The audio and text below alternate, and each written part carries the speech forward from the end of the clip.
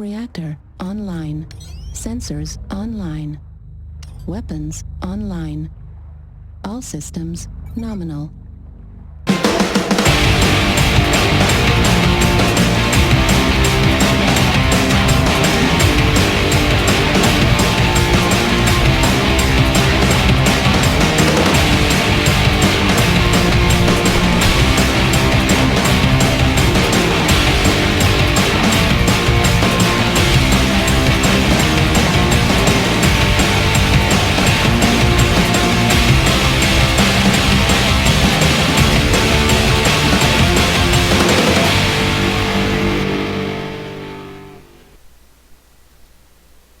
Alright guys, welcome to War Room episode number 8. It's good to have everybody here.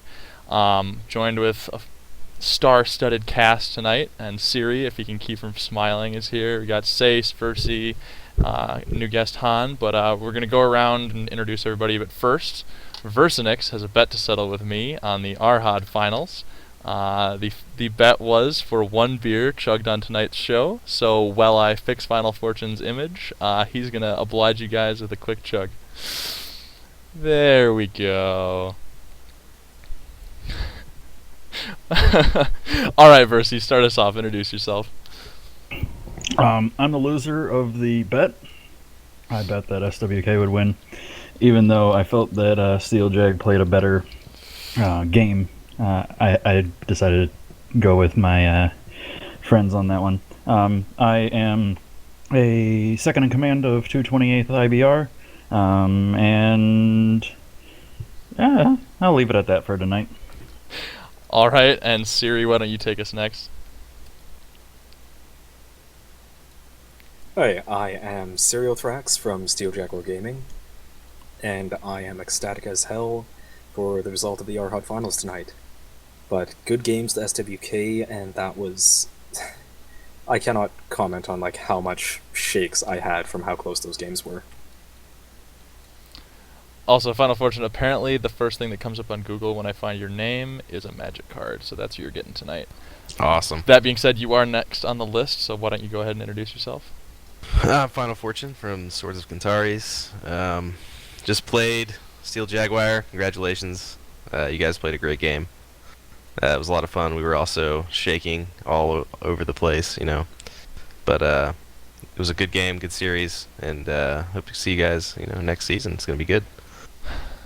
Alright, and an oldie but a goodie, Sace, sitting down in the corner. How's it going, man?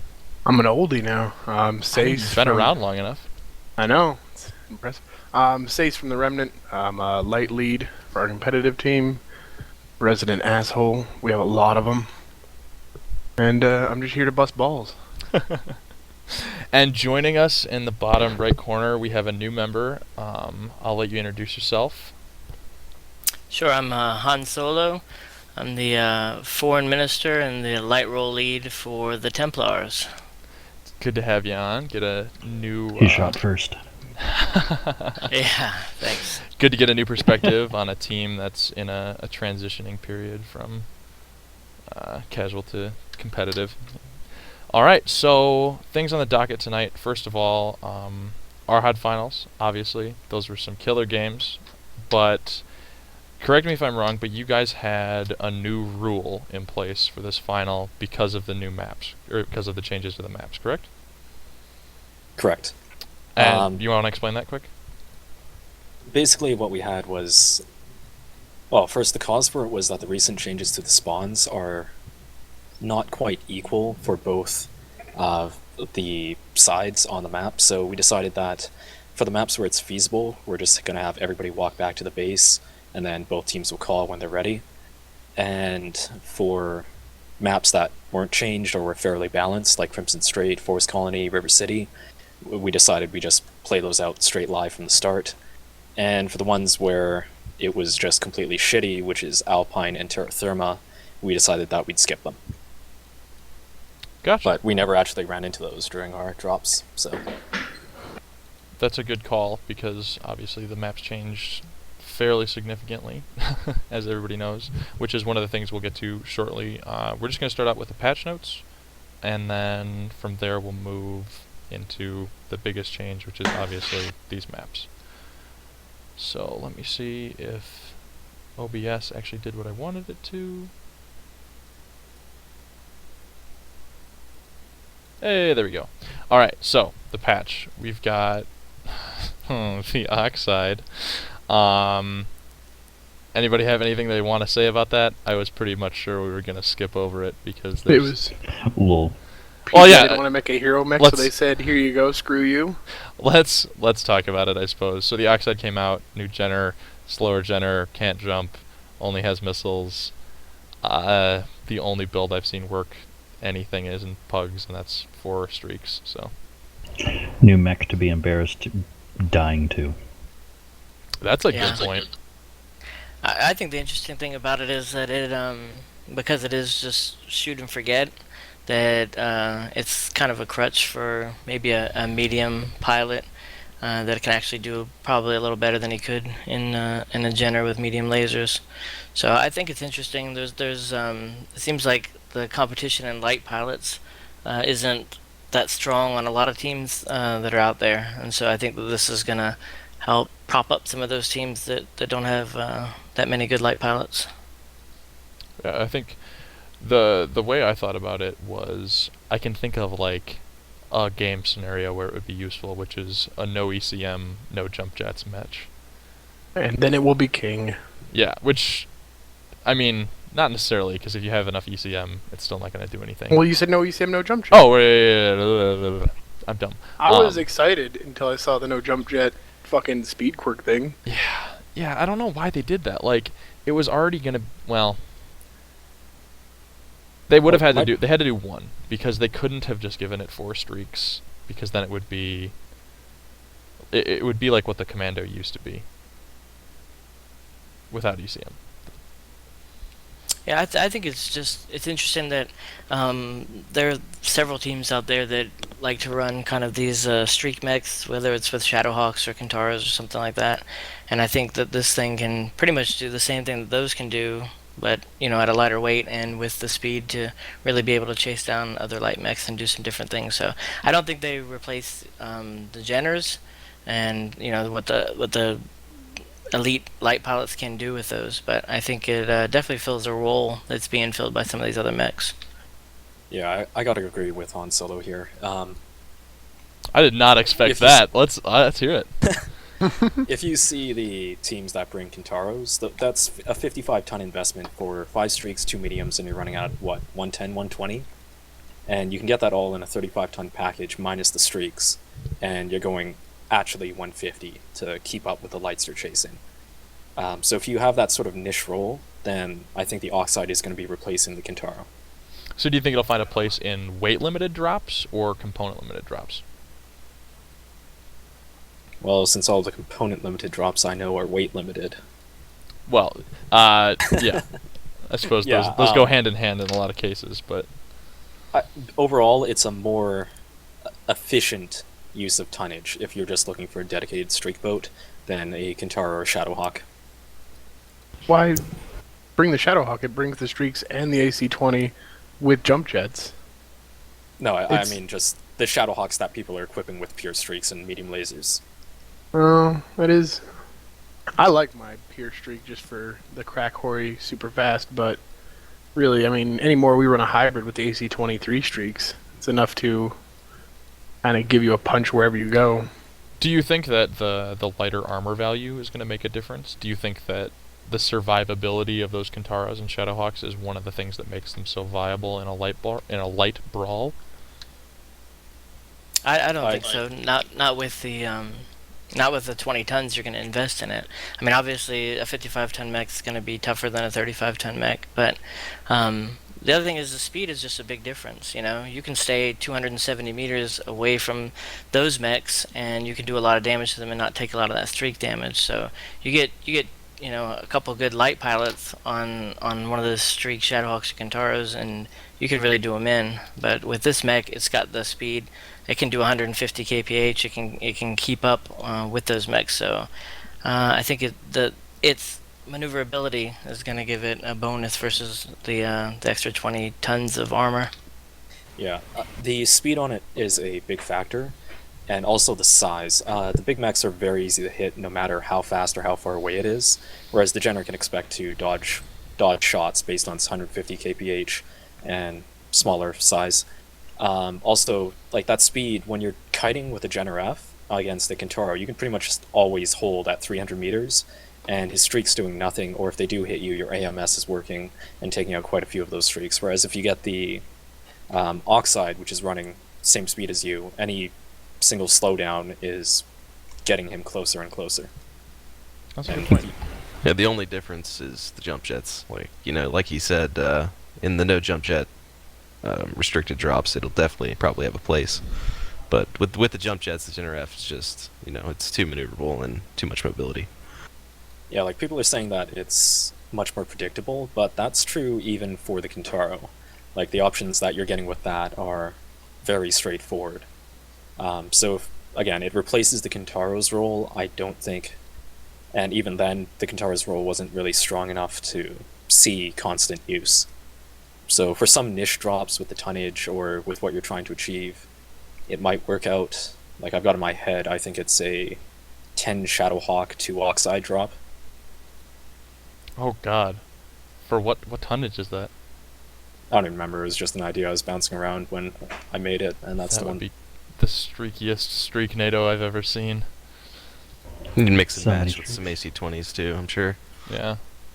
That Yeah, would that's the be- power of the Shadowhawk, though. You bring everything that you want in a medium mech. It brings 3 streaks to chase off lights or hunt them down. It brings the AC-20 like you bring the Treb for, and it has the jump jets tossed in there. I like the fact that there's a hero mech for lights. I just don't like the Oxide. I'm still probably going to pick one up eventually, but I'll probably run it as a cap holder. You know, you run and you sit on a cap with your 4 streaks. No light's going to come fight you on a light match. Yeah. I'll wait for it to go on sale and then I'll buy one. I don't think I'll buy one, but that's because I don't play lights. Asshole. Hey man, they're tiny and I'm big. The other thing is if they ever actually fix SRMs and fix the hit detection on that you can put 4 SRM 4s on that mech and they all fire in one volley. So it will make for a pretty nasty striker at 150 kph to be able to get on the backs of some bigger mechs. The day that SRMs work again, I'll actually take my X5 out. Anybody else have any closing words on the Oxide? Otherwise we'll move on to bigger fish. Alright, rest of the patch, we've got, yay, holiday items, blah blah blah. The new hitbox changes. Cicada, Centurion, Dragon, again on the Atlas and the Trebuchet. Have you guys noticed these at all in action? I haven't really noticed a difference. I have to say, I think it's just wishful thinking, but my Dragon does feel more survivable. Love the dragon. It's probably just wishful thinking, but I took all of mine out and I played them and they felt better. Have you guys noticed the blanking, the crotch damage split? That's a lack of a better way to put it. Have you guys noticed that taking effect in like the Centurion or the Treb? I honestly have had no reason to touch my scent until the SRMs get fixed, so... Yeah, Yep. hitbox fixes are nice, but I haven't really noticed. I haven't taken my cicadas out since it happened, and I haven't. It's easier to hit their legs. Yeah. Well, I think the big thing was the CT. I did notice when I was pugging in my misery that, like, the Centurions I was shooting at were, like, if I aimed well, I could get CT more reliably. Whereas Really? before they could... Yeah, I got, like, CT shots from out at 500 meters with my misery. Oh, that's actually really nice, because before that damage was split over like CT or side torsos or just didn't take damage. Well, I think the word you're looking for is really, really bad. Rest in peace, Centurion. Well, Yeah, it seems like overall when I look at the fixes for these mechs, they say, "Yay, we fixed it," and I'm like, "You mean you made it worse?" Like I haven't seen these hitboxes do better for the mechs. I've seen them hurt the mechs more than benefit them. I'd say it helped the Atlas. Murdered my poor spider. Spiders deserved it. Thankfully. No, You- spiders deserved it. You. Shh. They never hurt anyone. You're right. I mean, they were never really a threat in comp They play, were I don't just think. annoying. But yeah. they were so much fun, and now you just gotta shoot them in the diaper. Yeah. Okay, then we can move past that. Fix a couple bugs, and Oh, then. Hold up. Oh no! I will go say ahead. the one change that I have approved of is the Orion change to make it CT, not the entire goddamn mech. Yeah. Ooh, yes, that was a nice one. They Mhm. still have that Yeah, I problem agree with though, that. where the head sticks out farther than any of the rest of the mech, and you say drop on Terra Therma against Steeljag and Siri, and you get headshot walking around a corner. It happens. I can tell you. You mean like Third World in one of the matches tonight? Did that happen? I just remember I seeing. can't remember who it was, but one of the SJR headshot. I think it was when we were doing. Isn't it the re- last match? I think it was the last match. Third World got headshot. He First did, right by death the of rock. match. Ooh, that's tough, dude. Getting headshot in a competitive match is like the most. It's like the worst feeling. You're just like, I didn't Yeah. do anything. Dial Dude, up I heard it inside. over comms too. Third World's just like, fuck! They headshotted Caravan as well. He was in a light. Oh, Yeah. was that? Yeah, I do remember that one, yeah. Yeah. That was in the second game, I believe. Yeah, They the were- story on that one Mhm. was he was locked up, and he was up top Crimson Straight Mountain. Yeah. And I saw him about to peek, so I put a strike down. He peeked, he saw the strike, and he couldn't get away fast enough. Like, that's the advantage Yeah. of airstrikes. You can have them roll straight over cover. Back- Absolutely. Back to those arties and headshots, man. I had never encountered that before it got brought up on the show a couple weeks ago, and then I feel like every week now, it happens to me at least 3 or 4 times. I'm just like, running along, airstrike, headshot, dead. I'm like, oh. Well, nobody believes us when we say, hey, the guys, this is going to be broken. Yeah.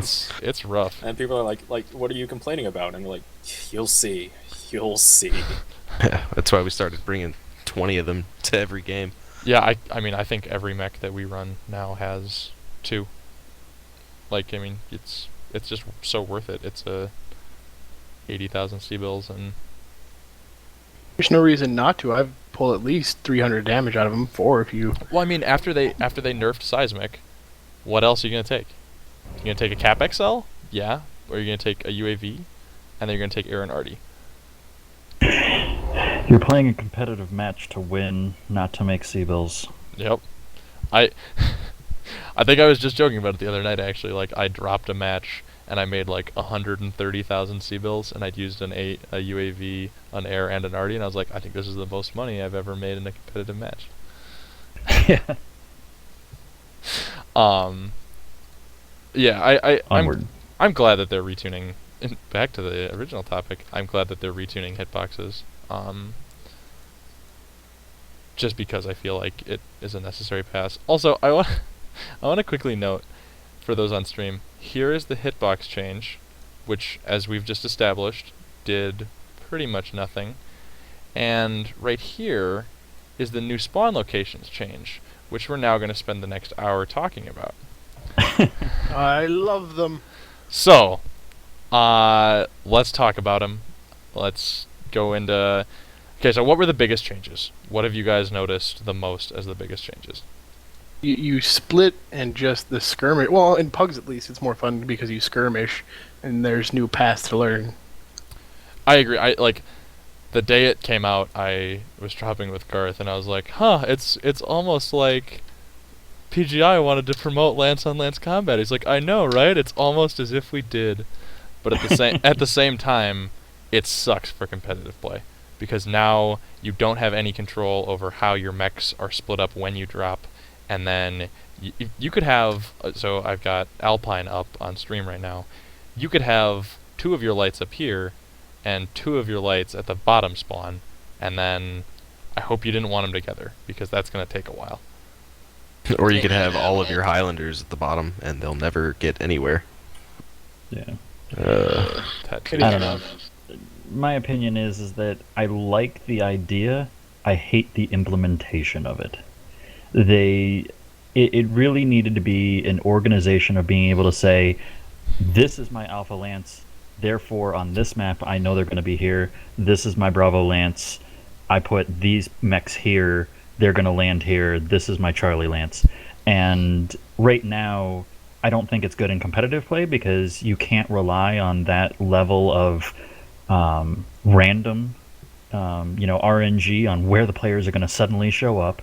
Yeah. And you can't rely on that, particularly in the higher elos for just normal play, because if you drop against the guys, that we all are here and we see each other, I mean, what happens if I'm leveling mechs? What happens if my entire lance is leveling mechs and I got one light, one medium, one heavy, one assault, and you run into, someone playing Drunken Warrior online and they're all playing Highlanders? You're going to get rolled. Mm-hmm. And you just can't do anything about it. And I don't know. I'd like to be able to hide behind my team a little bit if I'm leveling a mech.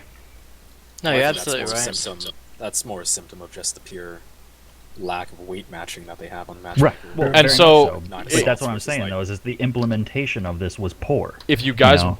want to, so that's one of the other things on the docket is talking about the expectations for the new matchmaker and how that's going to work and how new matches are going to work. If you guys want to do that first, we can, and then we can hash out how we want all of that to work and then talk about how the maps would work with that. Or we can talk about the maps and then speculate on how all of that will work out. It's up to you guys.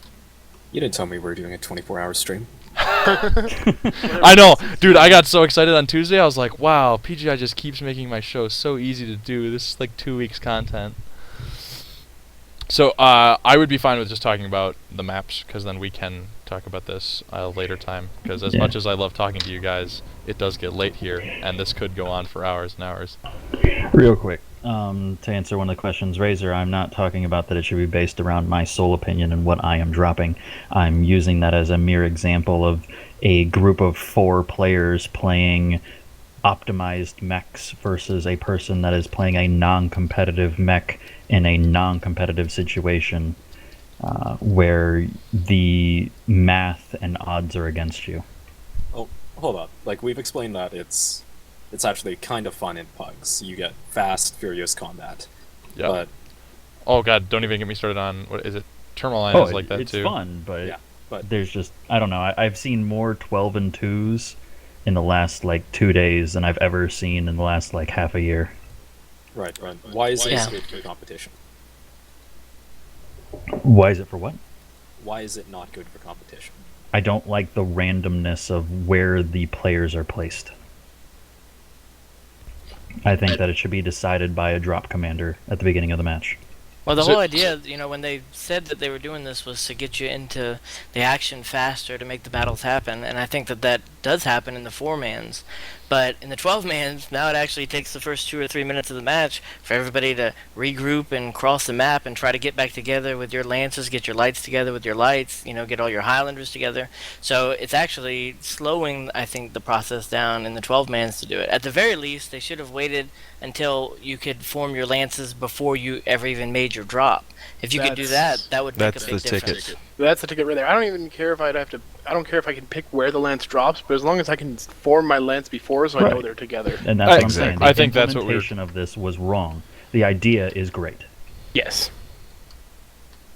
I think that's the point that we were all trying to make, is that right now you could hypothetically in a competitive match, you could drop. Let's use Tourmaline as a good example, and you could get lucky, and you could get, say you want all of your light mechs together, you could get all of your light mechs in E4, or you could get 2 light mechs and 2 cataphracts, and the enemy team could get 4 Highlanders on the opposing alpha spawn, and they could just roll into you, and suddenly you're down a 12-man match, and you're down 2 cataphracts and probably a Jenner if it didn't get away in time.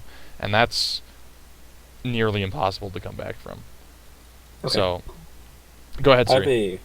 My reasoning for why I dislike it is pretty much as a light pilot. At the beginning of the game, when everybody is starting on their bases, you have about a minute or 2 before the assaults get set up and they start vying for that center line on the map, on the medium or big maps like Tourmaline. So when that's happening, you have that time to do your early scouts, your early skirmishes, perhaps pick off a light, and you have a lot of terrain that you can use to try and establish map control and inform the rest of your guys where the bulk of the enemy force is headed. And with that knowledge, your force can respond and shift to a more advantageous location. Yep. Or avoid walking into a death trap. With the closer spawns, like it's even for assaults, it's sub 30 seconds to get into a battle. And that means that entire initial phase of scouting is getting wiped out. And if you watch competitive play, the difference between like good teams and teams just getting into it is that their lights and their group movement is impeccable. And so by splitting everyone up, you're just introducing chaos and changing like this, like completely screwing over the strong advantage of skill and strategy and like just smooth movement. Yeah, I mean, it's rough because you got to find that balance between. Well, it's not rough. What the hell am I talking about? We just need to be able to choose lances. I like this. I like what's happened. I like the spawn change. It's really it's really fun in pug play because now I'm in a lance. It's a new element. It's so new, and later I'm gonna want to talk about how often we think this should be done, but I like it. Like it's generally enjoyable to have these maps that I've been playing for a year and a half suddenly be completely new. Like I dropped on Caustic and I hadn't really read the patch notes that carefully. I was like, oh yeah, they did some stuff, they changed some things around, okay, whatever. And dropped on Caustic and I was like, where the fuck am I looking? Like what am I seeing right now? Where did I spawn? And so I like it. It's fun. Like River City now is a whole new map. And in my opinion, a whole new map for the better. It seems. Do you guys think it's balanced?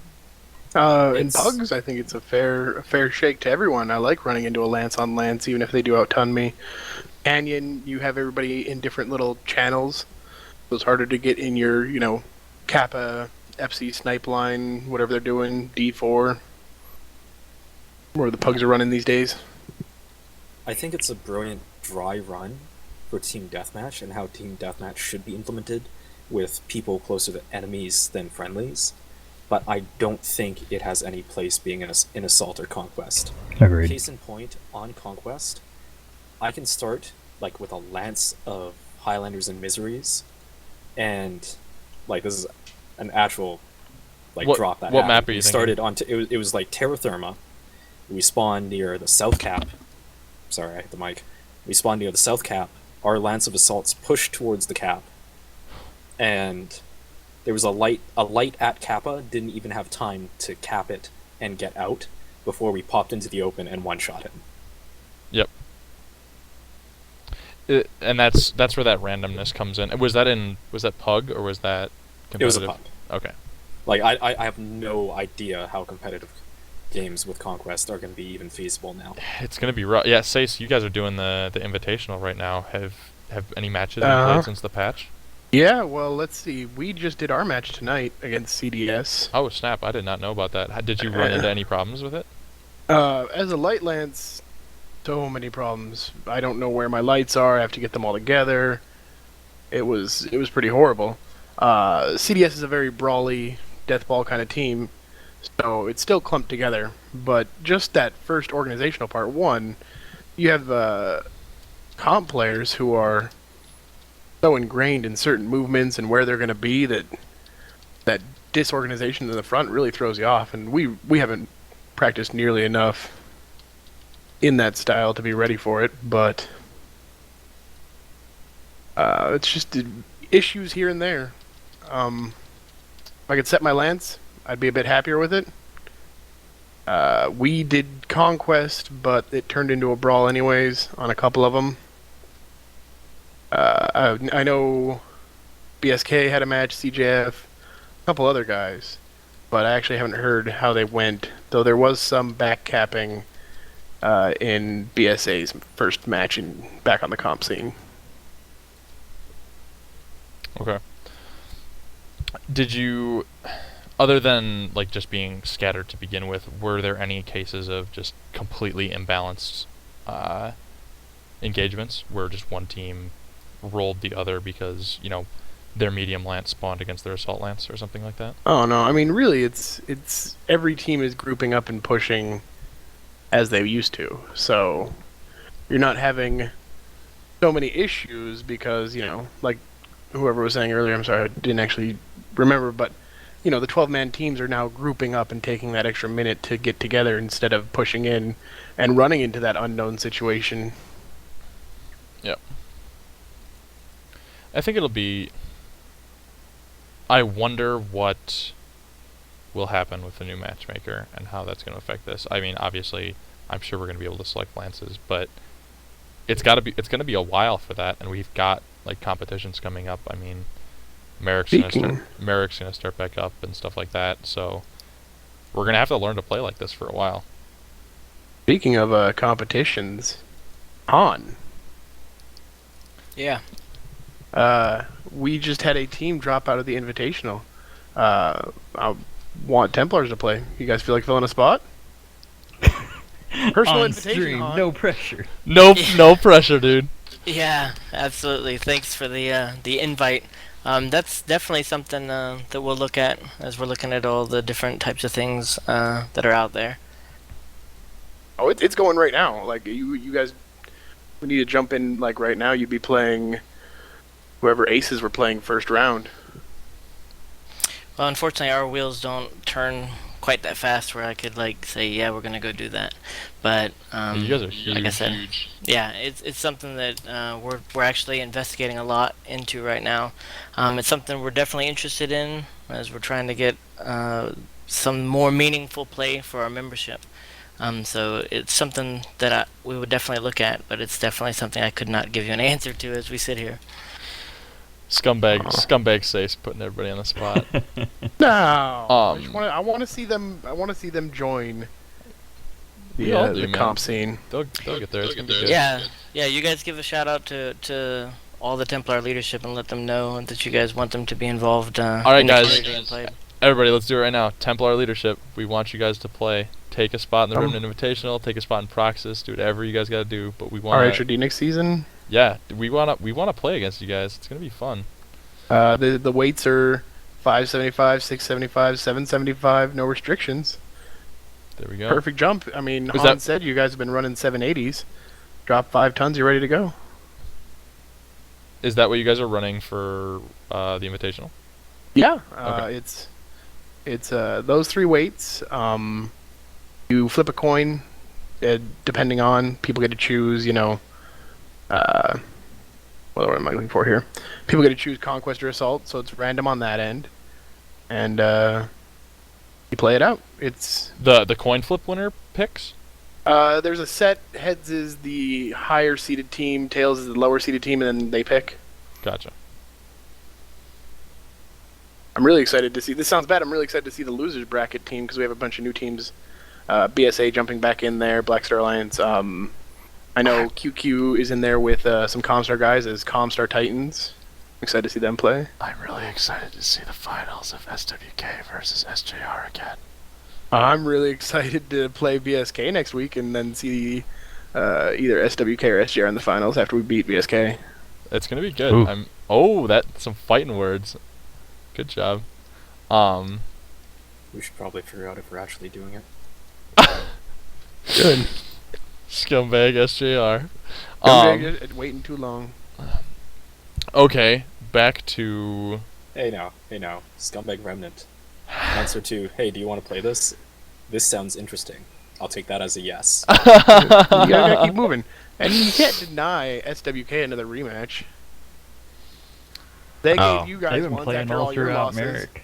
Yeah, man, they've Yeah, been playing the absolutely. whole Now, time. now that SGR wins, they gotta hide out apparently. I think we just gotta. I'm just gonna troll and like watch everybody's streams and wait for you guys to randomly run into each other again, and then I'm just gonna like throw up information everywhere and be like, "All right, SWK versus SJR rematch. Everybody get on here. We're streaming it. I'm gonna cast. It's gonna be glorious." Everybody's like, you're all drunk and running just that for fun. sounds 12s. awesome. No, I'm not actually gonna do that. That'd be way too much work, and I'm in college. You'd more likely find us on the same team trolling Proxys or something. Oh no, I was in that game. That was ridiculous. Okay, let's actually talk about a little bit about how we've talked about whether or not we liked it, but let's talk about how you play it now. that the maps are changed. Specifically, let's start with River City, because River City on Assault is so much different. So, obviously, River City and Assault, completely new base locations, which made me really happy because it means that base locations aren't necessarily super hard to change.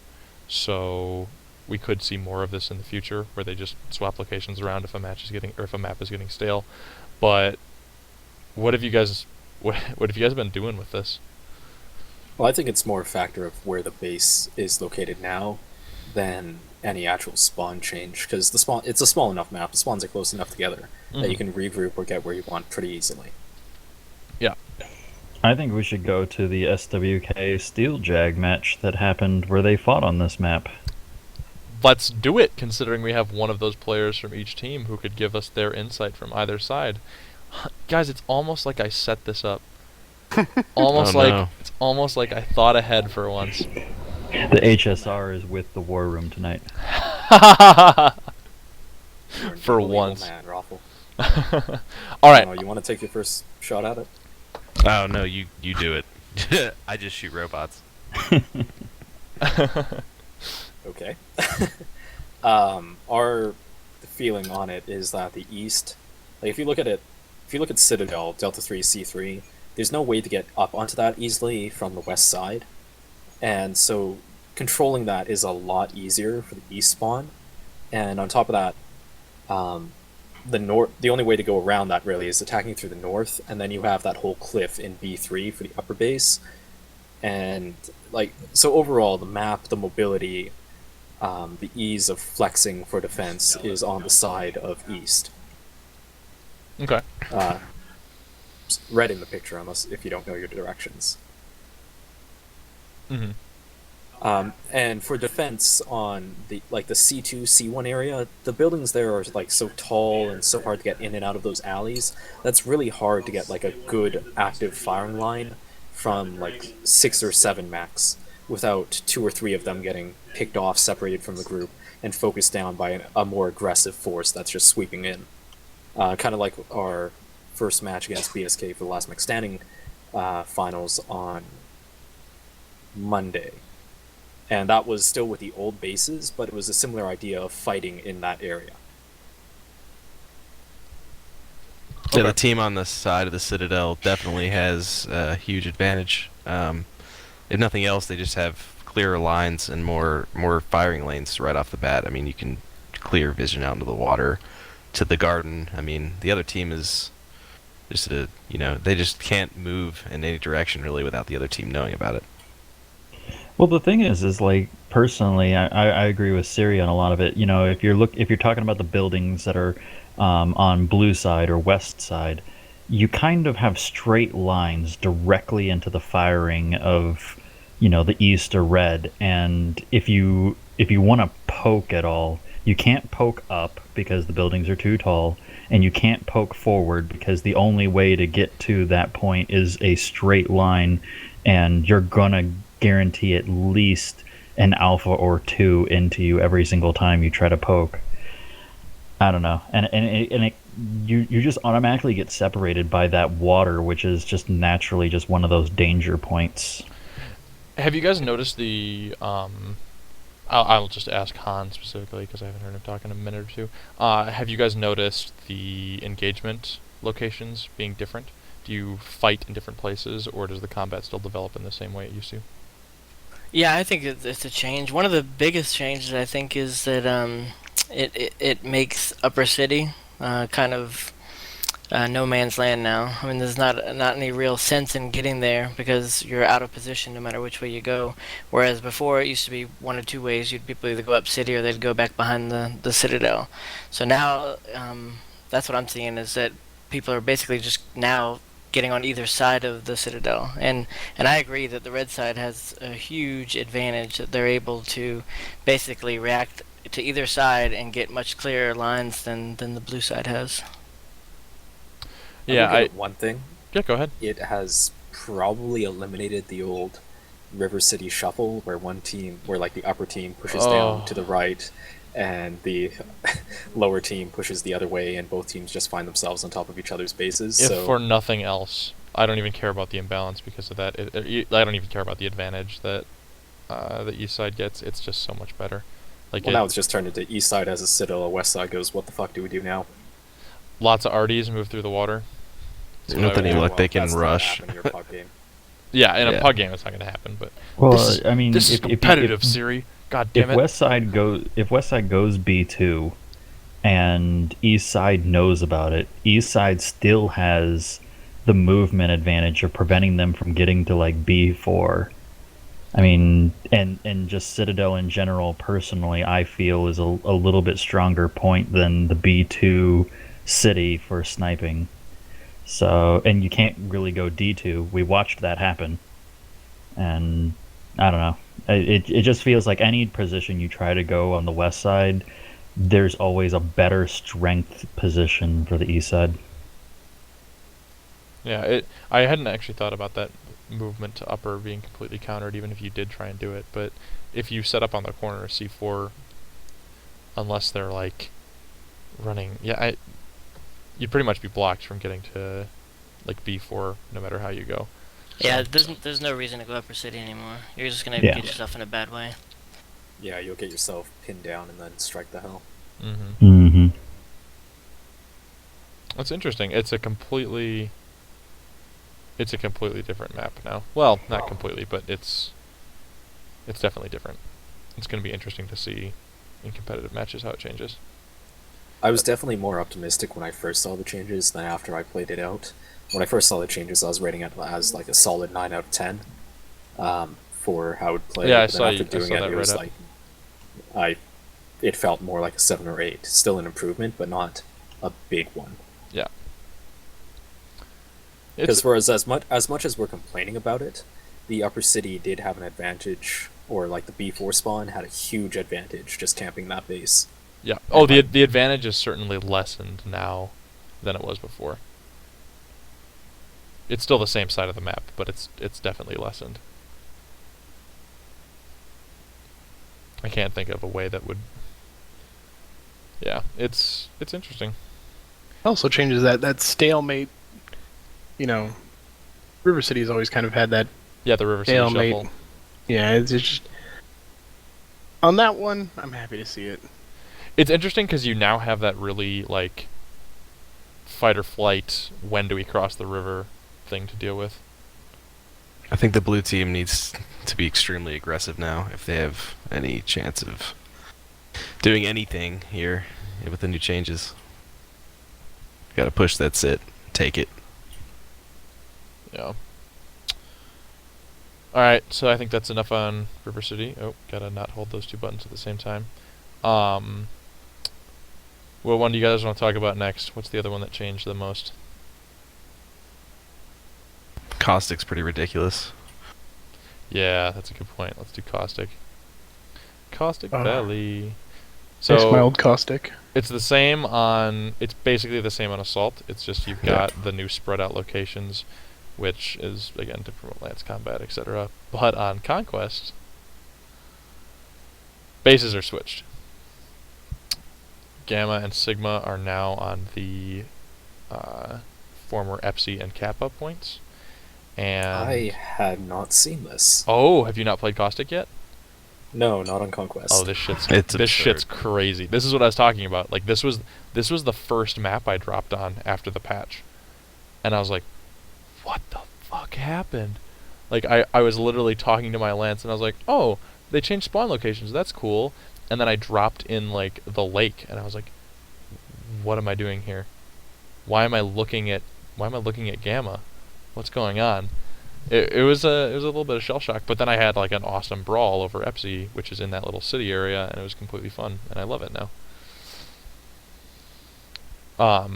Have any of you played this in a 12-man yet? I haven't hit it tonight, so I don't know. I have only played it on Pugs, and my initial reaction is that I feel like East Side is going to have the advantage. Because they Definitely have... looks like a shorter grab for Theta for East Side. It's much closer. Yeah, and they've got that more open tunnel through the side of D4. They've got that like nice little lane right into Theta, and I feel like if they do it fast enough, you can get lights up on the ridge, and so even if West Side is trying to group up and push, if you get lights on the ridge, lay down a couple arties, lights move back, hold Theta, and wait for your assaults to catch up, you can hold that ridge pretty Not to easily. mention the E6 spawn lower for the blue team. They can take that hill above Kappa, and there's the red team has no chance of taking it, really. Yeah, Oh, I'm that's looking a at good this, and East Spawn is going to have a much easier 3-point hold, regardless if they choose Epsilon or Kappa. The only thing is, if you look at the actual spawn location of the mechs, now that I look at it, Bravo spawns actually behind Gamma, like almost out of bounds. I think the telling thing is that whenever we did matches, we never wanted to have, what is that, Gamma as part of our 3-point hold. No, not Gamma. Epsi. Epsi, Yeah. in the West. We never used that as part of our 3-point It hold. is a shorter and easier to make route. There's less open firing lines. You can hide on either side of that hill. Yeah, we either took Epsi Theta Gamma or Kappa Theta Gamma. Mm-hmm. Yeah, it's... Again, I'm yet to play it, but I think it's going to be interesting, because West Team also spawns way closer together. They're all within basically 2 grids of each other, whereas Bravo and Charlie have an entire grid separating them, and Alpha's another grid away from Bravo. So, it's a very... getting that ball together is going to be harder. So if they wait to push on Theta until the ball is together, I think they'll get to Theta at the same time. But if you just push Alpha, I don't know though, because I'd have to do it. I haven't dropped in the Bravo spot yet, and I haven't done it with a slow mech. Last time I played this was in a light. So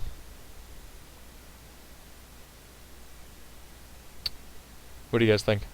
Fortune, I'm gonna pick on you. What do you think about this map?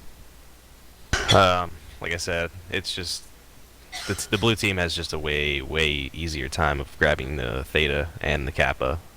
There's no way that the red team can get there before they do, and there's just too many firing lanes. I think the red team's gonna get bottled up. They try to go up to Epsilon. The blue team's gonna be on Theta. They're gonna have an easy time picking them apart. It's I don't know. I feel like they've kind of unbalanced the spawn points a little bit. Wouldn't be the first map they've done that on. No. The thing that I notice is that the E6 spawn point, I'm not sure, like, where do you go from there with your lance? You have to regroup, because you can't cut down to that hill, because Charlie on Charlie, the other lance spawns right on top of that big hill in F3, where you can literally just fire at them the whole time if they try and go anywhere other than group up and go back to Theta. Yeah, my initial imp would be regroup and just take Theta. Okay. Have 2-to-1 lance pressure on Theta and have 1 lance pressure at Epsilon. Yeah. I feel like this would be really wouldn't be as unbalanced in Assault. And Speaking of, let's have a look at that map. it's exactly the same on Assault, actually. They didn't change anything No, it other than isn't. the spawn points are different. Oh, I thought you meant the same as Conquest. Never mind. Oh. The spawn points are actually different, because you get one of the north side's lances starts in B4, B5, and that's actually no B5. That's actually pretty bad, because the lance at E6 can easily contest the Delta 5 ridge. Yep. They'll get fast support from F5, whereas the center lance for the north side, they're going to be going into the C3 corner.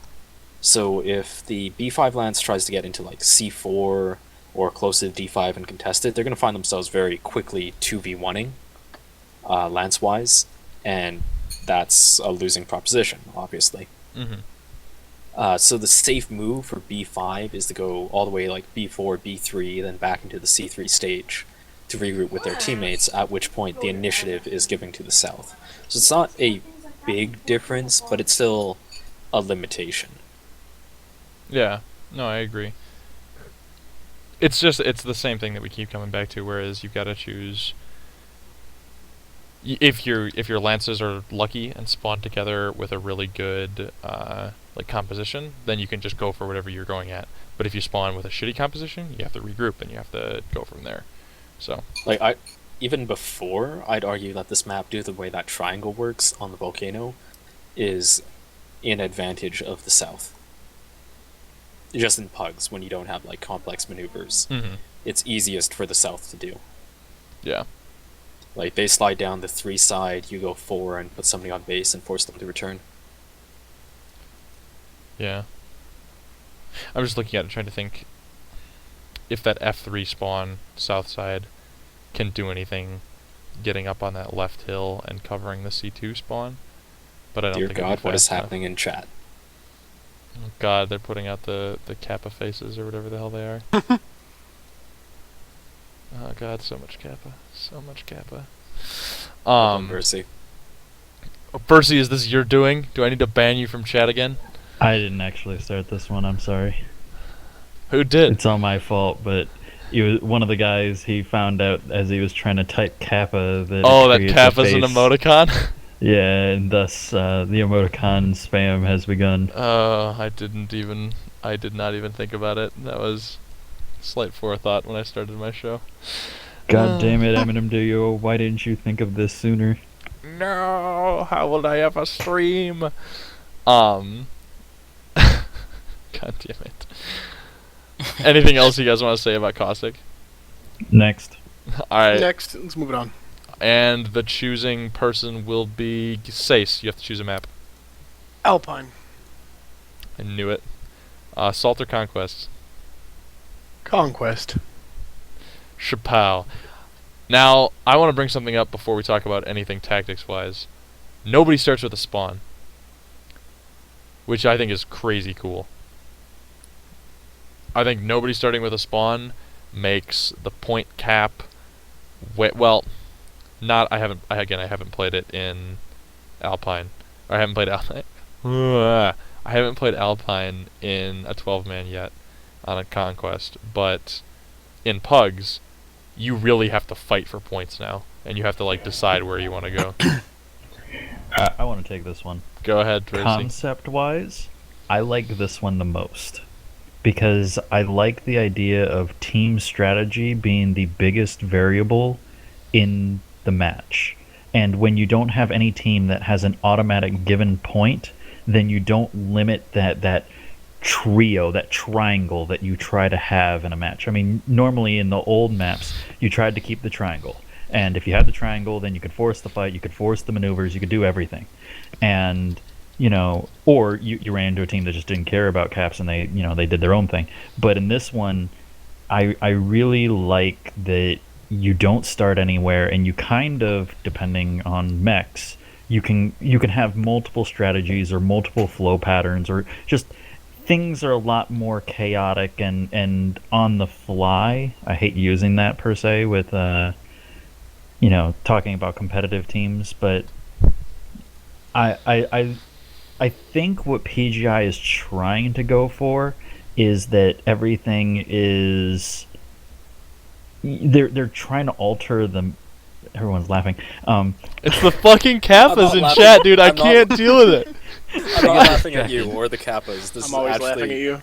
I haven't dropped Alpine on Conquest either. This is my first look at the caps, and I'm looking at this, and this is fucking ridiculous. Dude, Yeah, exactly. It's a good thing that.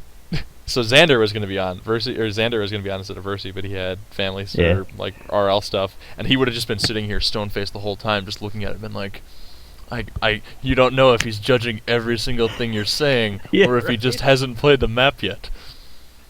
But I just think that concept-wise, this I think is what PGI wanted to go for in every map. That's my opinion. And depending on how competitive teams adjust to this and what things we will see in the future from PGI, I am hoping I have the strongest hope for a map setup like this in the future. I'm looking at this. So at And- first glance, it's a lot more. One side is a lot more overbalanced than the other. At first glance, Not even balance. I'm talking about just like straight execution. you're just like your mind is fucked. Well, like the goal was to use more of the map in combat, right? But now they've just turned it into a complete centerline brawl. Yeah, they did. King of the That's Hill. the- Like there's one of the no, one there's things no I love about capping. this. It's just drop into I7 and kill everything. True. So the But thing, that's what I was saying though. I is was gonna that, say like, the reason I think that is because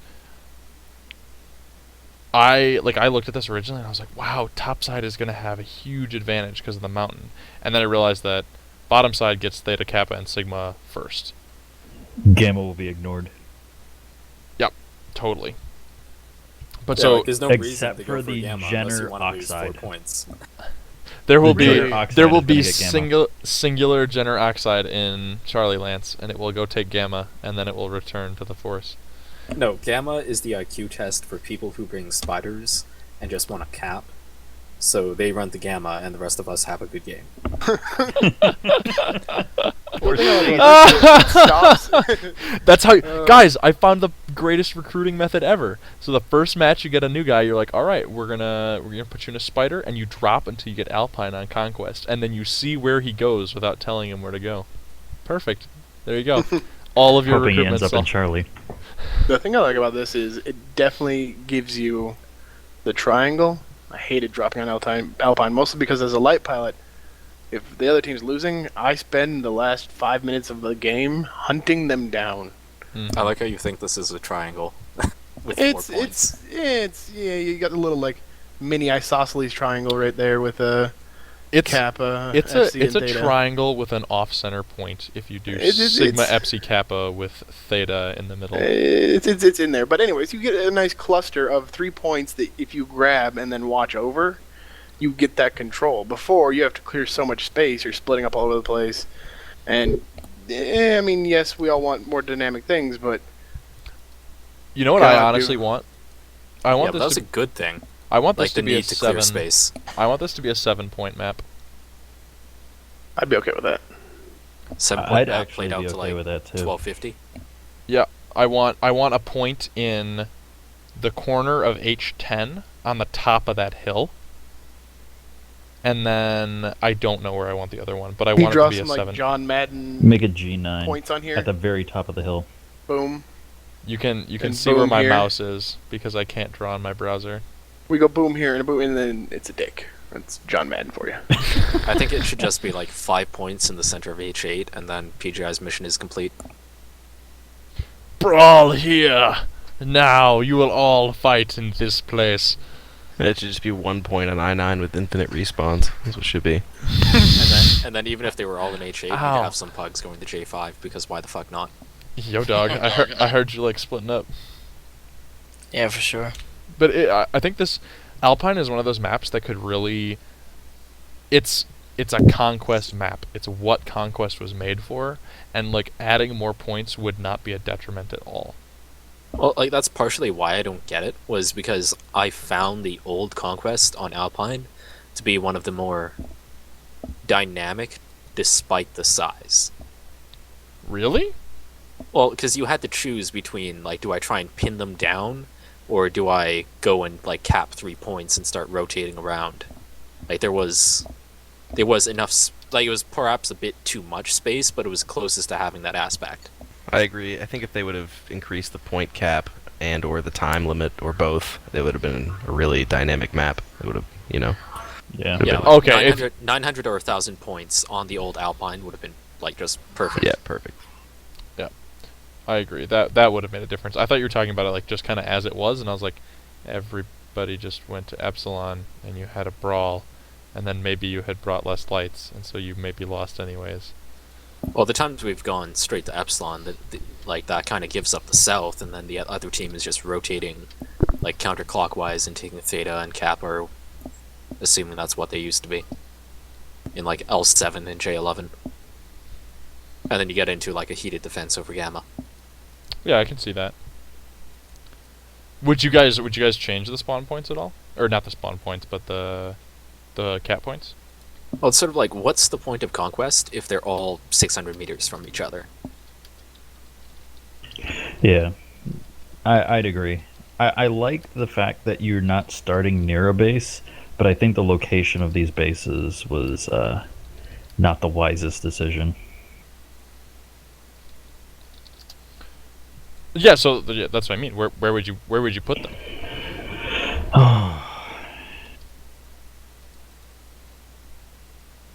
Further apart, obviously. I mean, that's the main thing, is that you're right on top of each other no matter where you are on one of those bases.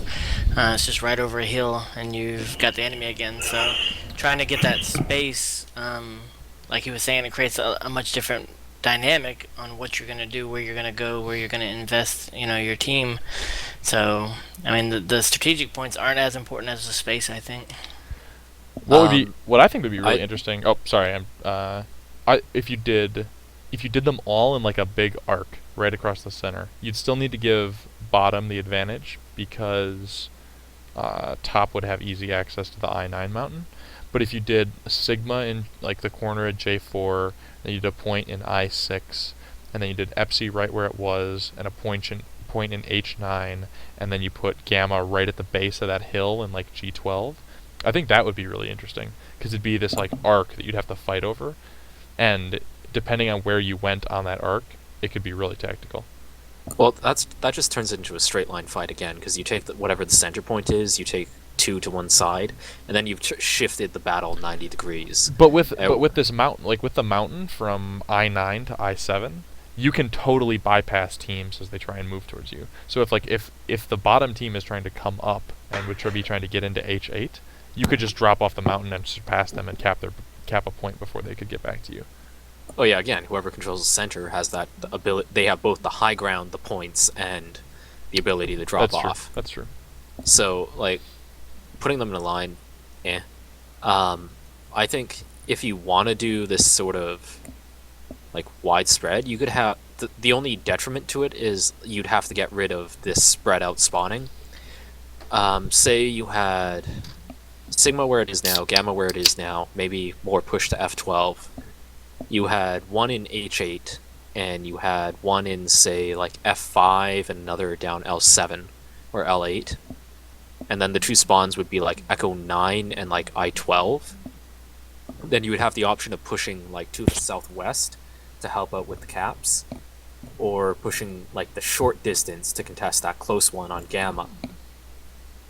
And then you'd have like a bit of mobility, the choice between mobility and punching things in the face. And it would be fairly even instead of having like just punch him in the face, win.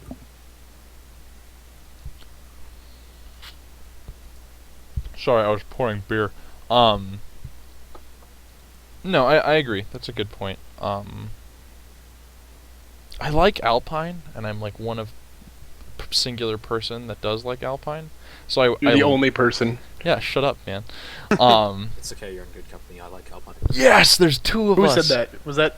I like Alpine. Was that There's 3 of us. It's Oh, get out, Versi. You're just... all of you. Versus just following the All we of you like get out. Alpine train. Final Nah, Pond dude. and I will do War Room. It's the only one where I feel that Your my opinions stop mattering now. Lerm Battle Master is useful. Talk about those lucky drops. Yeah, so I like anything that makes it a little bit more playable, and I think this definitely does make it more playable. It is more of a brawl, but I think that was the goal. I think the goal was to consolidate it for pug play. What I would fucking love is if, with the new matchmaker and private matches, we got the ability to choose from a set of points.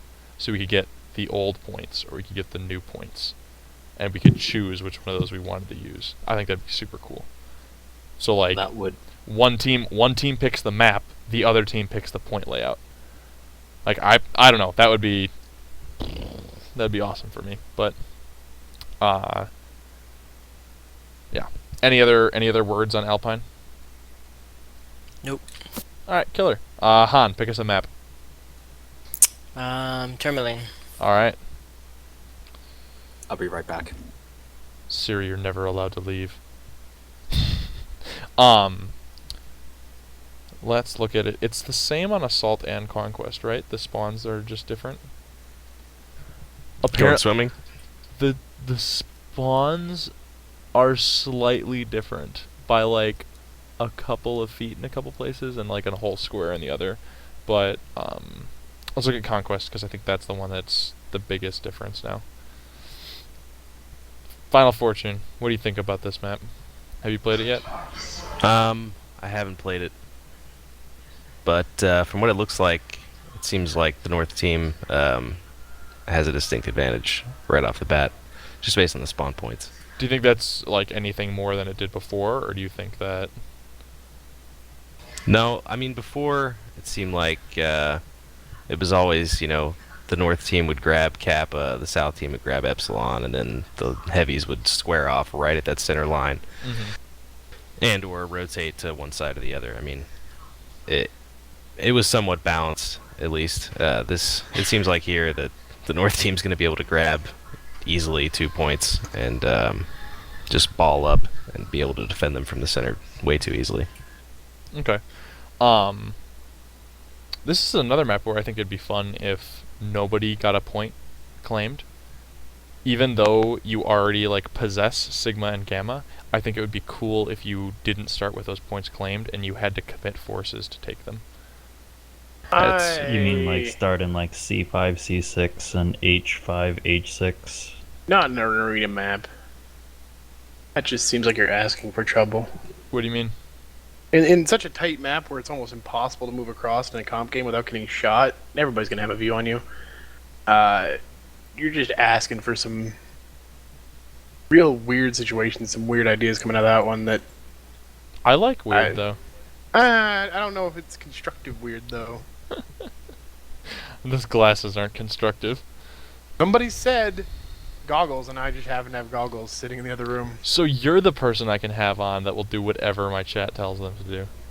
You missed the Wolverine Max. Did you fucking see him earlier? I saw the Wolverine mask, but he also he took off his shirt and put on the wife beater. I don't know if he was wearing I a wife just beater. unzipped a hoodie. It's always wearing a wife beater. Dude, I totally called it. I totally called the wife beater under the hoodie. Every time. Yeah, you did. See, now you just look kind of like a badass, where with the white one you just look kind of like... Glad I came back to a good discussion. Oh yeah. We've completely derailed. So, Versi, the topic of wife beaters in MWO, I want you and Siri to weigh in on this one pretty hard. Not actually, I'm kidding. Talk about Tourmaline. Fancy shit. I would have weighed in on that. I don't know. I actually haven't played this one. I do feel that just from initial looking wise, old school map, I always liked being in the north section better. And looking at this one, I still, looking at it, would prefer to end up being on the north side until my opinion changes. But do you guys think it would be fun to spawn in like H5, H4, and C5, C6, and have nobody start with points? Even the no point thing. Conquest? I don't know. I don't think it really works for this map. But, Even if you moved Sigma into that pit in C8 and you moved Gamma into the pit in G4? I just want a Yenlo Wang squad on the south team, that one that's like right near F4. I want a Yenlo Wang team to go to Kappa. Just saying. Because that used to be my old school strategy back in like pug matches when I was low elo Terabad. I would take a 4-man Yenlo Wang team to Kappa and I'd have a blast, and I want to see that again. Versi, you were in that drop with me on River City when we ran into a four-man Wang squad, weren't you? Dude, I've done so many 4-man Yenlo Wang teams and fought so many Yenlo Wang teams and had a who has the bigger Wang 4-man Yenlo Wang team, so I don't know. They had no armor. They were all running XLs with like no armor on the legs, and Titan walked up and literally shot one in the leg, and it was like, what? And it just died. Like it took off his leg in one alpha, and he's like, did I break something? What happened? It was pretty good. Hey, an interesting thing on this map, that Siller just pointed out in chat, is that The F4 and the D5 drop are like the closest to out of all the new changes that they made. And you can like actually see each other right there from the spawn point. That's true. You can actually literally, like, if you jump jet up straight in the air, you can see the other mechs when you spawn. Yeah, That's a pretty really cool. good point. And that's the silly thing on this map is that E4, that corner, believe it or not, is a pretty powerful spot for snipers. And like this map, more than any other, is a map that the recent changes have made the fact that lights can't get to points and cap them before the heavies arrive and are just killing them.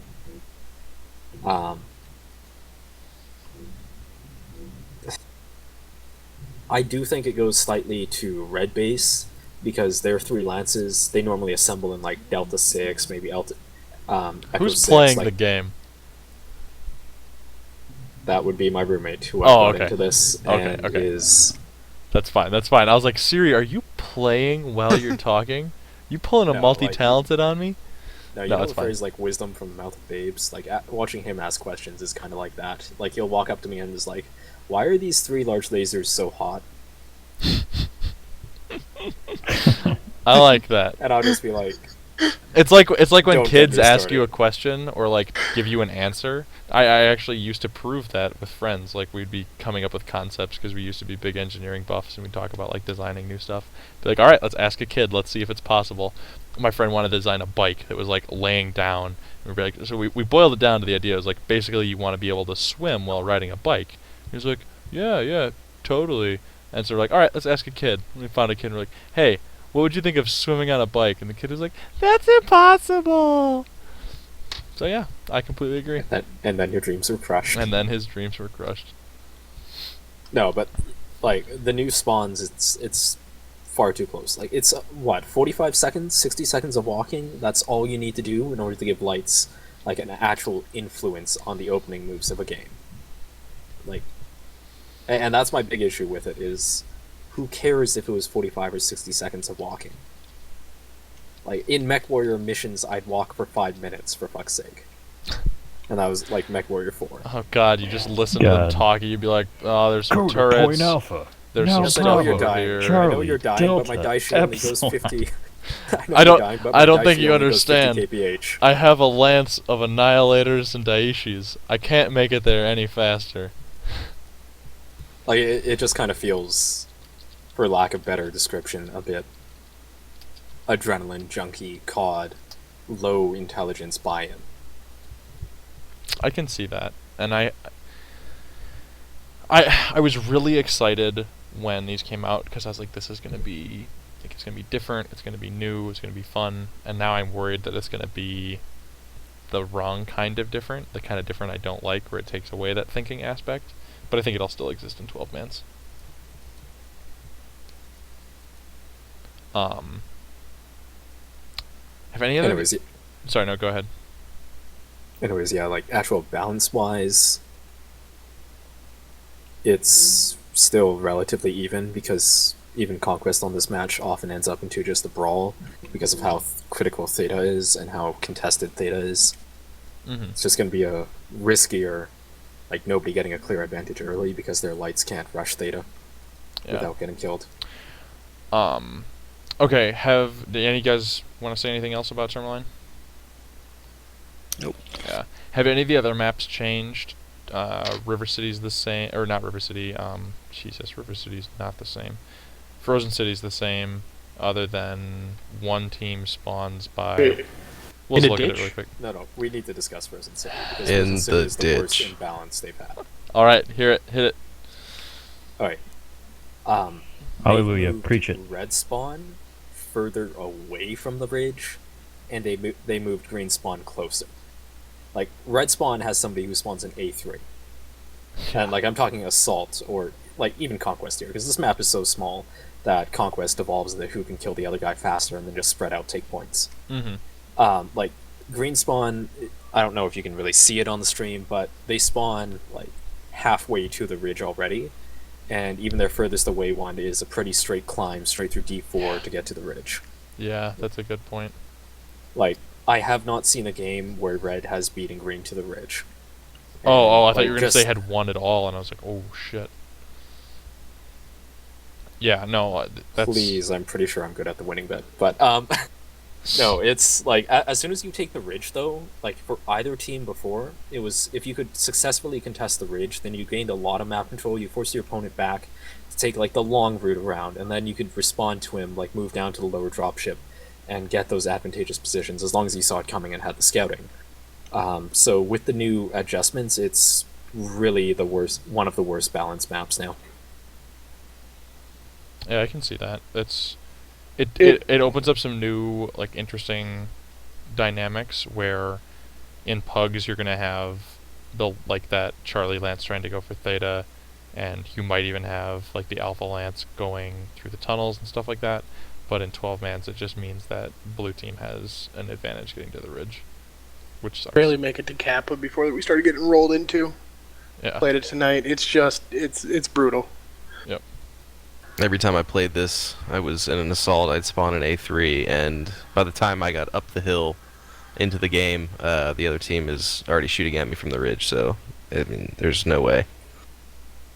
Yeah, like my old strategy for this map on Conquest was actually roll straight through the pocket in C3. Don't even bother going for Epsilon, because you'd have like half their team going for Theta. You'd have half their team going for Theta no matter what side it was from, and you could pick off like the stragglers. That and the rest of them are just sitting there in Kappa, twiddling their thumbs. Completely stationary, and if you're lucky, you get a headshot on them. Yeah. Yeah. Yeah, I agree. But like every time I've tried it now, if I'm from the south, I roll over too early, and if I'm from the north, like I roll over and they're all already gone. So that kind of just drives it home. Holy fuck, Pugs is an acronym? Pickup groups. What? I did not know that. Oh How are man. you hosting this show? I didn't know it was an acronym. I just assumed. Really? Siri with the call out. No, Stays it's slacking. that's completely legit. I had no idea. I What'd you think guess it meant? I You don't thought know. it was an internet term for idiots, didn't you? No, it's not an acronym. ELO. Yeah. Let's Oh, man. Let's is talk it about that on the Bill? forums for a while. Okay. Quick definition: pickup groups are your average no group drops. So in this game, it would be like solo dropping or 4-man dropping versus 12-man dropping, which is basically a composition of an entire team of players that you know or at least are acquainted with. They tend to be the Done. players who are wondering why they died when they ran into 5 guys. Why Yeah. couldn't I solo this? Isn't this COD, guys? Oh my Why god, isn't my why didn't you Locust guys doing back me more? up? My team's so bad. God, this is why we lose Guys, every time. I shot that head part and it didn't kill it. I'm not sure what's Alright. going on. The Anyways, worst pugs of back. all. GG close. Yeah. What's a PPC? Alright, back to the topics at hand. Do you guys want to say anything else about this map? I don't want to keep it too long. I know people have places to Yeah. be. It's I just wanted to crucify. carry on. No, it's fine. I deserve crucifixion for that. Not you, it. Oh, Frozen yeah, City. that's fine. It's bad. Okay, so then I'm just gonna list through Canyon Networks. Do we need to talk about that? Skip it. Let's go on to another topic and call it a night. Basically- We're already at 12:30. These things. Canyon's not that bad. Yeah, it's just different spawns. That's good. Forest Colony spawns are exactly the same as they used to be. Crimson Crimson, Straits exactly didn't the same. change, and we've already talked about Terra Therma. Everything. Terra Therma. Terra Therma is the exact same case as like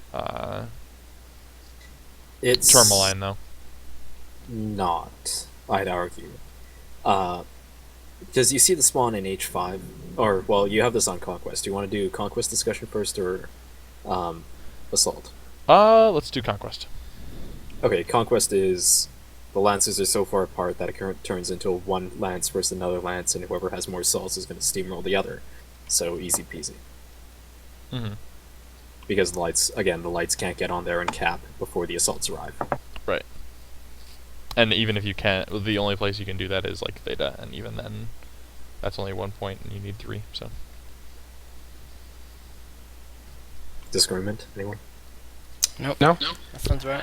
I just hate this map, and I'll always hate this map, and I don't care what they do. I'll just hate it. I love this map. I hate Just it. me? I hate it in light mechs. I hate it in medium mechs. I hate it in heavies. I hate it in assaults. I just hate it. I swapped to the Jenner D instead of the Jenner F because of this map. I'm not sure. Also airstrikes, that might have been a reason. I'm not sure what it is about it. I wish that. I feel like the center point takes up so much of the map, I think is why. That would be accurate. This map often devolves into who can win center, because by winning center, you control the map, and then you can just post up scouts in like E4 and G5, and from there, if the enemy goes like, oh, I want to try going left, you just move out and crush them. So winning center is really the whole goal of this map, and the most effective strategy I've had in Pugs. Or it devolves The into aggro strategy is just rush center with everything. Win center, killing 4 max. They run away, you have the upper hand. I think every time we've played SJR on this map, it's just been a massive brawl in the center. It's kind of fun, but that's all it is. Yeah. or it devolves into chase the lance circling around cap points, and we need to uncap this. Fuck it, it's too far. I give up. Yeah. Like, for the size of the map, it's relatively straightforward unless one team decides to turtle. Or do something silly and get crushed. Yeah, they're just too close. Do you want to say anything about Assault? Was there like a point to be made on Assault about this map? No, I don't think so. Yes, there was. Okay, Siri, bust it. Let's hear it. Flip to assault map? Yep. Alright. The point on this map is that the East, with the B6 spawn, they can get safely into the center through like that Echo 5, Echo 6 approach, and it's a fairly straight shot for them. Where the H5 Lance that spawns there, they have to either go to F6, which they have to go like if you look at that ramp up, it's biased towards the right. It's easier to get up there on the right. So they are risking being exposed to the right side's fire when they go up there, and also being easily scouted. The alternative from that is going all the way over to like E4 and entering through the E5 entrance, and that's going to be longer to get into the fight than the Bravo 6 guys. And when the Bravo 6 guys arrive into the fight, they're going to have a perfect flank on anybody who, like the other two lances of the left sides, who enter through E5 and are pushing up on the left side around that center. So overall, again, the dominant strategy is take the center, and the right side has the advantage for that. It's not a big one, but it's still like a moderate advantage. That is a really good point. I had noticed that. Yeah, there's not really much. I guess you could spawn them higher up, or yeah. It's Terra Therma. I feel like everybody's sitting here being like, dude, fuck Terra Therma. I don't even give a shit. It's always been unbalanced. I don't care. Yeah, pretty much.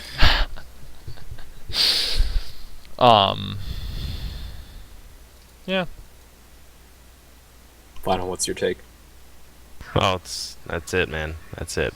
Just take the middle. That's all it is. And I don't know, new spawn points. I mean, yeah, I guess the North team does have an advantage, but I don't know. mean, They've got that lance way up in B6.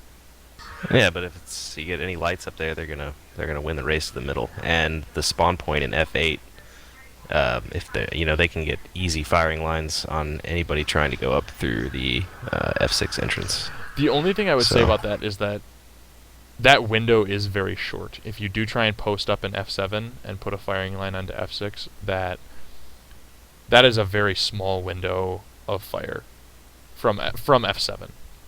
That's true. That being said, there will already be mechs in the center when you get there if you're coming from H5, so you're fucked anyways. Yep. They should just do what they do with Conquest. Let's see it. Let's see 5 points in the center.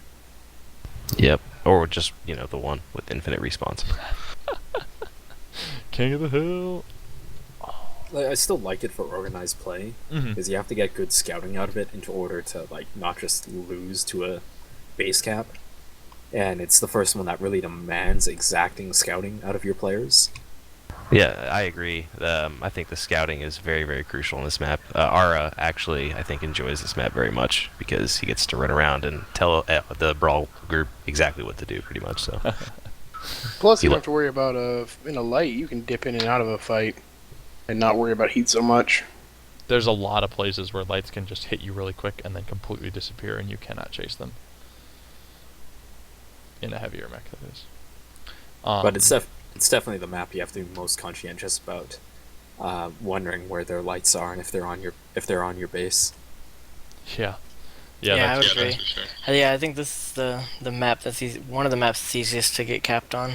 If they have a lot of lights or mediums, then they can move around to the outside. Because you're right, the center is going to be the fastest route to the enemy base. So if you want to cap, you still have the advantage by going through the center. But if you have a team that's extremely light and has a lot of light and medium mechs, they can swing around to the outside and get on your cap pretty quick. Like, that's the interesting dynamic to Assault, is that you draw the straight line between the two bases. That's basically your axis of advance. You can go round, like, very far wide, but that's going to cost you, like, to be far away from defending your own base and from defending your own. So it's sort of like an elegant dance that you're doing to try and get the damage out and try and get the positioning to hit the opponent while threatening their base while also defending yours. And that's why, like, I like this game. It's thinking. It requires those angles to be considered instead of just like team deathmatch, derp into enemy, assaults win. Yep. Which is still the silliest thing I've heard that they're going to release. I don't think they're going to release it until there's weight matchmaking, so I'm not too They're worried about releasing it 2 weeks into this month. Like, next patch is team deathmatch. They confirmed this on Paul's post. Yeah, it's pretty ridiculous. And, like, I am... As long as there's an either or, so it's like any assault or conquest. Yeah, as long as you can pick assault and conquest, but no skirmish, I'm going to be fine with this. Yep. But it's just the stupidest... Hey man, every once in a while I need to just take my Atlas, kill 6 people in a game, walk away, dust my hands off. It's just gotta happen sometimes. No, I completely agree, it's gonna be ridiculous. That's gonna be yeah, like... we're gonna go from the, oh god, I got capped complainers to the, oh god, why is everybody in like a Highlander and an Atlas complainers? There's 12 Highlanders in the other team, why would you introduce this mode? Because you fucking bitched about it for a year, god damn it. Where's that spider hiding? Fuck this, why isn't there a cap? Oh my god. That's so true. Please Spider do that. Past down 11 o'clock on at night, I'm only Crimson gonna run my Strait on the spider mountain. Spider in skirmish. Somebody gets into a spider on skirmish, goes up into Crimson Straits, hides on top of a building. GG. What I'm gonna do? Well, can you just imagine somebody powered down in like the Delta 3 volcano? And you have to spend an entire 15 minutes. You'd never find... I'm gonna hide all day. After 10 o'clock, 11 o'clock, just expect to see me trolling everybody in skirmish matches. Oh boy. Streaming it while Sace is sitting there chuckling in a Wolverine mask. It's payback for all those nights of ridiculous Highlander stalker, watch me get screwed past 10 o'clock at night. Yeah. Like, I'm pretty sure that's Phil's next avenue trolling, just Worst getting is- a trial account with Spider, Worst is And like Saturday running to- mornings. But yeah, go ahead. dropping skirmish and finding like the most obscure place to power down. Power down in the lava. No one will ever look for you there. Suddenly Perfect. Highlanders taking bath. Everybody's just running like advanced target decay and advanced sensor range and info gathering so that they can find them and hold them for as long as possible if they see someone. Oh god. Alright guys, Onward. are we done with maps? If we're done with maps, I think we can Please. call Do it we for have any other tonight. maps? Good. Nah, Any other maps? Any other topics? I have more topics, but it's been a while, and I feel like the next bit could take as long as the show has already gone and longer. What's the next bit? The next bit is a matchmaker. Siri, do you just want Oh, to come back on nope. next week? Oh god. Yeah. I need to Before, stock up more before we headgear close, to though, troll. I have a thing. I can sum up my view on the matchmaker in about 10 seconds. Do it. To it. Weight matching is more important than ELO. That's fair. Agreed. So I'm going to hold you to that, and I'm just going to invite you back next week, and you can come So- talk about it again. Siri's like, God Well, damn it, my Thursdays are fucked. I literally have nothing past that. It's just weight matching is more important than ELO. Why do you think ELO is a good idea when you're dropping 9 assaults versus like 4 mediums and 4 lights? Nobody can argue with Siri on matchmaking, so I'm just gonna nod. What were you going to say, We finished Versi? that quick. So before we close, I want to hear, because I watched the match and we didn't really get to. I don't think we gave SWK and Siri enough time on this. I want to hear the best best tactic that they used, the worst tactic they used on both teams. Like, I want to hear Siri give SJR's best and worst tactic, and I want to hear SWK's best and worst tactic. Because this is a competitive drop, and we are here to teach and talk about competitive play to the viewers. So I want to, personally, I would like to hear that. That's legit. Let's hear it. I'll go. You're talking about the game tonight. Yes. I think in the first game, we had a pretty standoffish Pop-Tart battle going on. And your lights rushed, took out a couple of our lights, and hopped on our base. So we had to collapse back onto our base. And I think we managed to do that. We pretty much shadowed your heavy lance, or heavy group, right down the opposite canyon. And we just managed somehow. That was a ridiculous ending to that game, by the way. I almost couldn't even believe it. I think it was a poetic ending that set Yeah, the stage for the entire I think thing. Imminent Having, actually like, said- 12 our champion versus like a stripped Victor, an out of ammo Shadowhawk, and like just the one light for the entire game. Yeah, and Imminent actually said, "I think there's poop in my pants. Hold on, I'll be right back."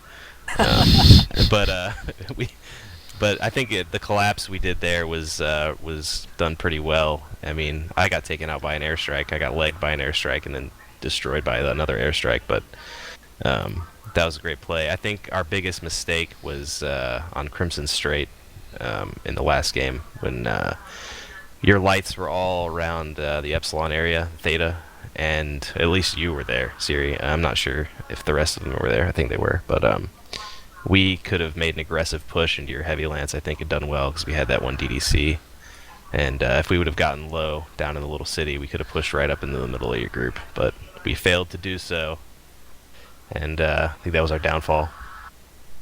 Yeah, I think we found that actually capping when airstrikes are in the game is a mistake if the enemy is close enough to just drop like all their airstrikes and arty strikes on that base, because you're just taking damage without returning it.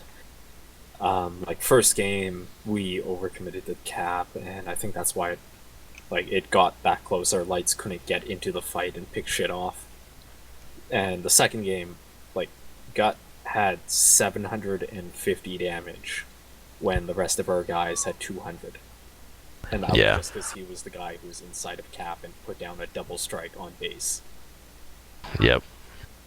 It's I mean, some of the guys, they're really good at the airstrikes, and they get 500-600 damage from airstrikes every single game. It's ridiculous. Yeah. That's the one thing is, we switched from the friggin' Jenner F, which we've been running for 8 months or something like that, to the Jenner D just to have extra strikes on our lights. Yeah, I noticed that. The first thing I saw, I was like, they have Jenner Ds. That's for airstrikes. It's a good tactic, though. It's a good choice. Also because I wanted to streak Aurora to death. Yep, please. That's what everybody wants, let's be fair. You can't dodge this shit. Everybody wants Mr. Toad's Wild Ride.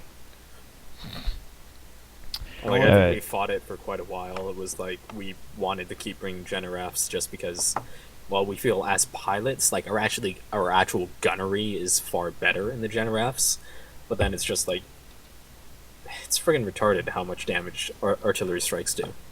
That's right. So much. Alright, so that was finals. Siri, best and worst decisions. Best decision, taking the Jenner D. Worst decision,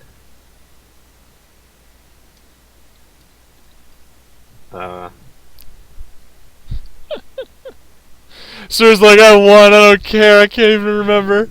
worst decision was probably trying to gauge lights in the water on the second drop, because the water absorbed so much damage, and we were out, so it was slow taking lights down while we were under sniper fire. We should have jumped up onto the land at that point. If I was being facetious, I'd say worst decision putting Antonius Rex into a Highlander, but Ooh. Oh! Oh! since I've been drinking this entire night. So. Yeah. I mean, we all have. Don't worry. And I'd just like to say that second match, SJR textbooked that base cap. That was Yep. that was a really That fun was series to watch, guys. Textbook Like, base cap. that was really fun to watch. I mean, like, you think you'd learn from Proxys. The more high profile matches we have like this, the more I want to just like sit people down afterwards and talk about them. I think that'd be fun. Maybe I'll have to start another show in my already busy ass schedule. More No, shows. But no, I don't want to get myself in trouble with SWK like I did with Cheater 8, so I gotta put it out there that SWK are bar none the best competition we've had in ages. Yeah, we really enjoy playing with you guys. It's like every time, you know. In the past, I think we made some mistakes tonight. Obviously, the games weren't as close as they normally are. At least, I mean, you know, overall, the brawls are pretty good because I'm always in the brawl.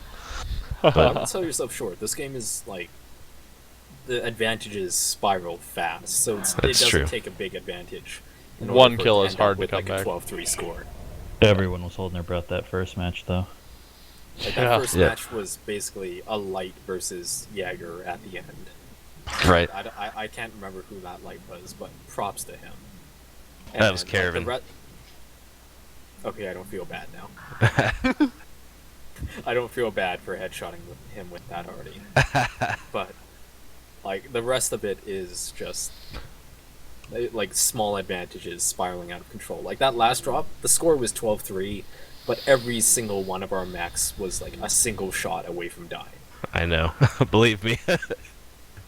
But like, you know, like you said, that last game, it was a snowball thing. As soon as our first light went down, we should have aggressively pushed your heavy group. I mean, that was our you know, that was it right there. But what were we talking about? We just wanted to get your final thoughts on it because Yeah, we're wanted to gonna hear wrap it good up and bad about the units to teach the viewers and educate the panel and just hear your comments and thoughts. everybody. I think the topic is how much bro love we have for each other. Yeah, man. It's always a lot. It's a lot of fun. That's about it. You know. Love, Unit bromance going on. it's guy love. That's all it is. Sorry, what? Hey, All right. my most fun in recent times was jumping on SWK's Proxys match when there was somebody, like the other team was running 8 lights and then striking the base with 8 lights on it. That was silly. Yeah. Yeah, I think you got what, 3 kills with that? Well, it was like a kill, 2 mechs legged, and the rest savaged, and I fired like my lasers twice the rest of the game, and I walked out with 700 damage. The best is when you get like you drop an arty and you get like 7 component destructions and just lights up the whole side of your screen and you're like, yes.